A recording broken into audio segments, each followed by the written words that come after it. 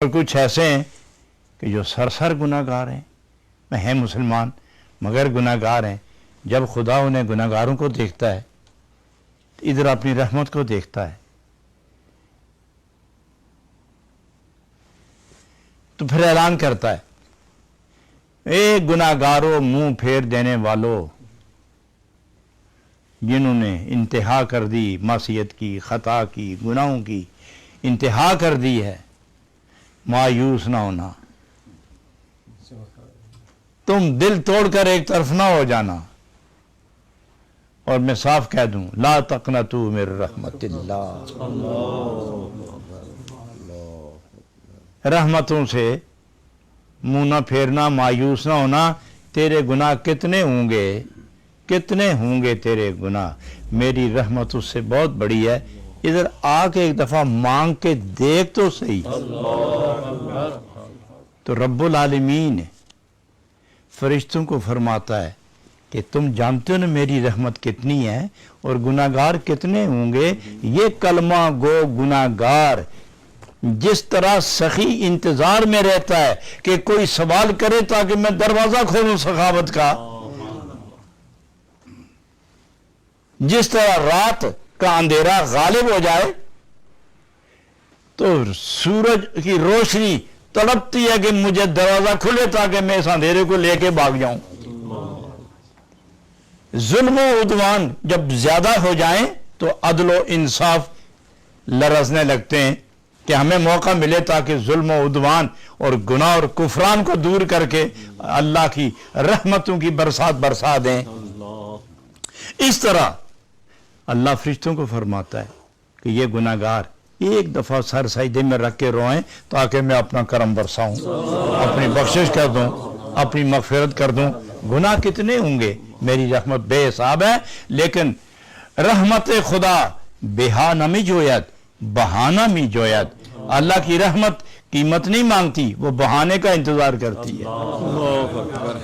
وہ بہانے کا انتظار کرتی ہے. ایسی ادائیں جو اللہ کو پسند آ جائیں، حکم ہوتا ہے کھولو دروازہ، بہا دو نہر رحم و کرم کی. جس طرح توبہ کرنے والے کی توبہ کا انتظار کرتا ہے مالک، اس طرح سخی، گداگر، سائل، محتاج، فقیر، دست نگر، مفلوق الحال، کم مایا، بے ثروت، اس کے سوال کی طرف منتظر رہتا ہے کہ کوئی نظر آئے، سوال کرے. خزانہ خود بخود بولنا شروع ہو جاتا ہے. جب دنیا کے سخی کا یہ حال ہے تو جس سخی کو بنانے والا وہ بے نیاز سخی، وہ جب گناہگار کا انتظار کرتا ہے کہ گناہگار بولے تاکہ میں اسے رحمت غفار کا تماشا دکھا دوں. گناہگار جب توبہ کرتا ہے تو توبہ رجوع اللہ کو کہتے ہیں، اللہ کی طرف مڑ جانا. تو رحمتیں انتظار کرتی ہیں کہ یہ اس طرف واپس آ جائے تاکہ اس پر رحمتیں برس جائیں.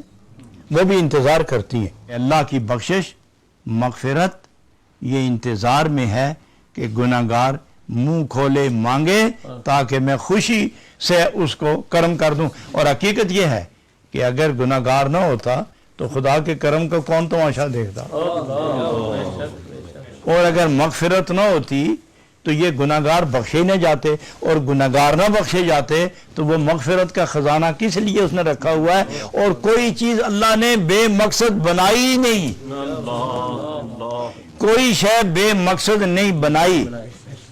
جب اس نے اتنی بڑی بخشش، جود و عطا، کرم کا سمندر رکھا ہوا ہے اور ایک قطرہ بھی کسی کو نہیں دیتا تو پوچھے گا نا کوئی کہ یہ رکھا بھی اس لیے ہے.